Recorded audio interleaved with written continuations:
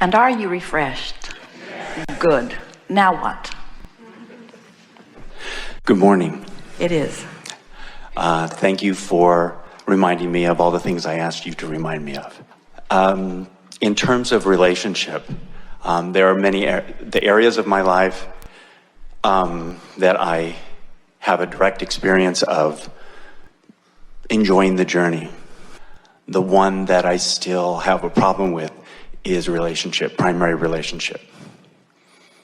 And I have a difficult time separating enjoying the journey to relationship when I feel that enjoying the relationship would be much easier.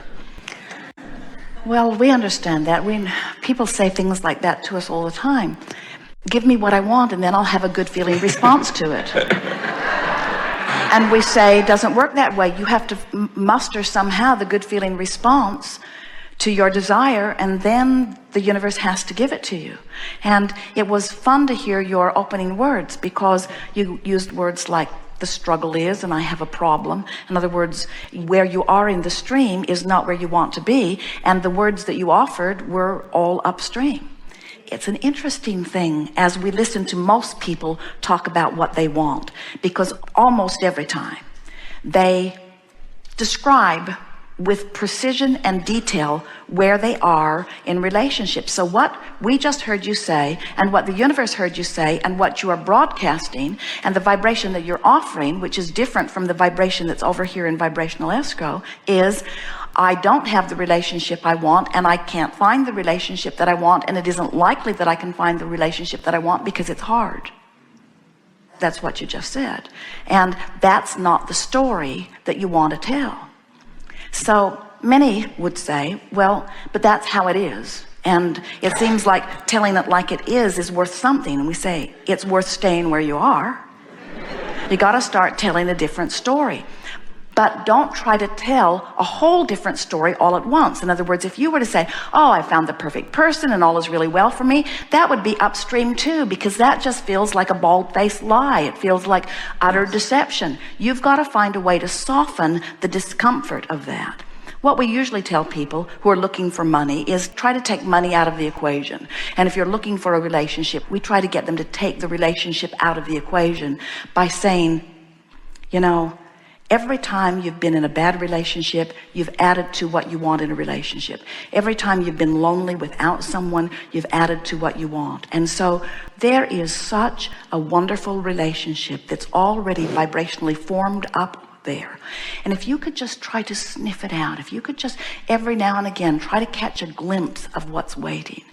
After the fact, it's fun to look back as Jerry and Esther bask in the deliciousness of their relationship, and now from what they understand about vibrational escrow, they can see, and sometimes they even talk about it, how different aspects of their life and relationships with other people cause them to put the pieces that now they see in each other over there in vibrational escrow. Yes. In other words, things that were missing in others that they wanted are present in the relationship that they have. It's not just that the relationship that's forming in vibrational escrow was about the two people wanting to find somebody else to be with. It was about their life's work. It was about their feeling of uplifting of humanity. It was like their relationship with the earth and the planet. It was their relationship with source. In other words, so many of the things that life was causing them to want, so both of them over there in vibrational escrow, their future selves were in vibrational escrow. You getting the picture of this? Yes. Jerry's rockets of desires created a relationship with someone. Esther's rockets of desires created a relationship with someone. The relationship they each happened to create was vibrationally so similar that as they each began to listen to the call of source, as they listened to their bliss, as they followed the call of source, they showed up in the same place. And when they saw each other, they said, hello. You see what we're getting at? Absolutely.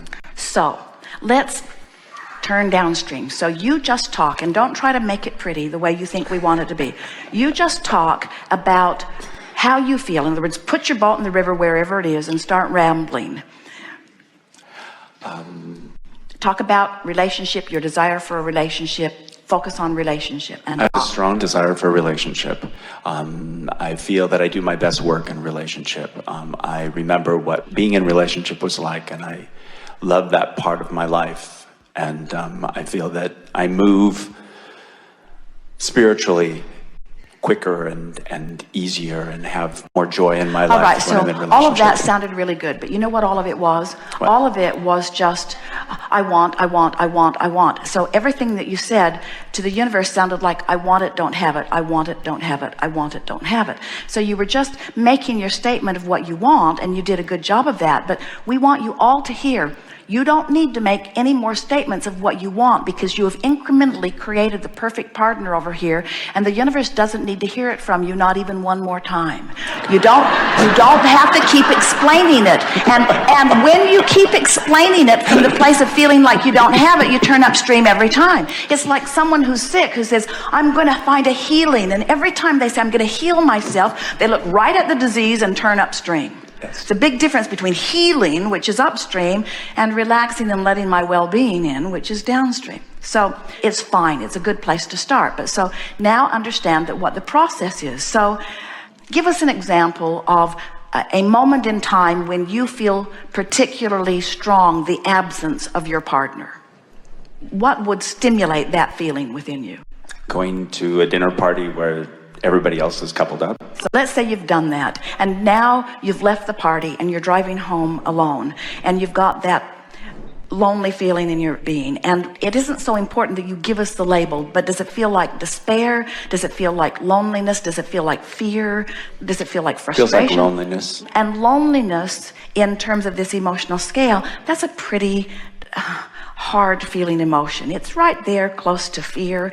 It certainly feels like powerlessness. In other words, it's a strong separation from who you really are. Now, the more you've lived life and the more you've asked for this partner, a car that's going 100 miles an hour and hits a tree is a much bigger problem than a car that's going 5 miles an hour and hits a tree. So as you've lived life, you've got your stream moving really, really fast. So now you've been faced with this, oh, I haven't found someone. So now feel that feeling, and now you've got one intention in mind. And if you can hear this, you will understand the process of deliberate creation. Your work here is not to do something that gets you a partner. Because if you try to do something that gets you a partner, it will just remind you don't have a partner, and you'll turn upstream and go back to Phoenix. Okay. So your work here is not to do the work to get yourself a partner. The work here is to try to give yourself some relief right here and now. In other words, you just want to drop the oars. You just want to find any thought that will turn you in the stream. Yes. So say something that makes the loneliness softer. It was wonderful to be in the company of such beautiful relationships. You're right. That turns you upstream, because that was inflaming what you do want, which only exaggerated your awareness of where you are. Remember, you're not doing it to get the relationship. This is the thing that you keep forgetting, and almost everybody does. You want to do the work so you can get over there fast, and we want you to do the work so you can feel better. Okay. A friend said, Abraham, I don't think you ever care if my lover comes. I just think you want me to imagine him so clearly that I don't notice that he's not here. I'd settle for that. And we said, that's exactly right. But when you get there, he has to come. So you're lonely. You don't feel any better. Try to find something that feels better. I don't know how this is going to come about, but I am hopeful, because I'm beginning to understand the stream. And I've been banging around long enough that I think I have been very picky about what I want. And that's part of the reason for this delay, perhaps, is that I don't just want any relationship. I won't be satisfied with just any relationship. I'm really wanting this special relationship that life has caused me to identify. And I'm not going to die if I don't find a relationship right away. It's not a life and death thing. And I have other aspects to my life that are compelling and interesting. And while this is a big part of my life and is something that I want, it's not paramount. It's just one facet of what I am. Doesn't that feel better already? Yes. And I do like going to dinner parties where I get to see other people. And I do like it aggravating that sense within me that I am looking for someone, because I don't want to lose sight of that. But now I'm understanding the process, and I have to believe that life has caused me to create a wonderful relationship. And if what Abraham says is true, then that larger part of me is over there living that. And I have to believe that there are circumstances and events that are being arranged. And somehow it makes me feel more relaxed to realize that I don't have to get out there and orchestrate it. I think that's the thing about relationships that's been the most awkward. I hate that phony trying to orchestrate everything. And I love the idea that the universe is orchestrating it, that over there is who I am with the person that I really want to be with, and that if I will just get interested in other things that please me, I'll drop the oars and I'll start moving toward it. And I like the idea of not having to make it happen, but just letting it happen. I love the feeling of being able to just softly move little by little while I'm happy living my life in other ways. And I'm feeling sort of hopeful about this now. And anyway, it's not something that I have to do anything about tonight. And I had a good time and I had a good meal. It was lovely to see them all, and I hope they're all fighting.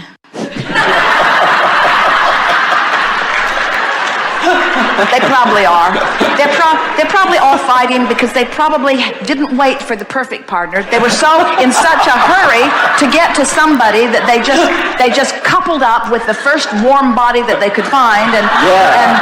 And so I like the way I'm playing it a lot better. I love knowing that the universe knows who I am and what I want, and I love knowing that I know who I am and what I want, and I'm perfectly willing to be as patient as I need to be, and I've got a feeling that it's not going to be that long because I can feel in my belly that I'm closing in on it, and I'm appreciating every relationship that I've ever had. All those relationships that help me to know, oh boy, I don't want that. I don't want somebody dependent on me. I know I want someone who is self-serving. I know I want someone who stands in a place of knowing who they are. I want somebody who's willing to expand, who will let me expand. I want someone who loves life and who loves the idea of prosperity and who is willing to make a lovely nest. I'm looking so forward to all of that. I'm really eager about what the universe will show to me. And I'm even eager about the possibilities that I might float by. In other words, I don't need to pick the first one that I see. I'm happy that I'm going to be on this journey of getting to meet people and feel how they feel. I'm so looking forward to this path of finding the person that's going to be lovely to be with. And meanwhile, it's going to be really fun collecting data. The worst thing that can happen is that I would spend an evening with someone and clearly know that I don't want something about that, but it would just help me define more clearly what I do want. And while I do think that my vibrational escrow is fully enough developed that I don't need a lot more relationships in order to identify it, I don't mind having some other relationships or exposure to other people in order to really shore up what I'm wanting. I'm happy that I'm now consciously making the decision that I'm ready, and I will shout to the boundaries of the universe, I think I'm ready. I feel like I'm ready. I'm feeling pretty good about this. I'm eager. Bring them on. Amen.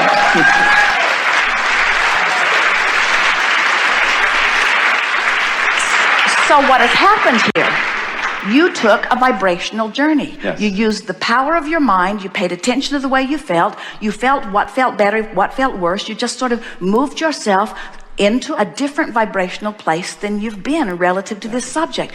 And so now, do you hear the power of that? Your relationship's been over there all bright and shiny, and you just now, for the first time ever, came into vibrational alignment with it. That's all that it takes. Your partner must now come, has to come, can be no other way. It would defy law for it not to happen.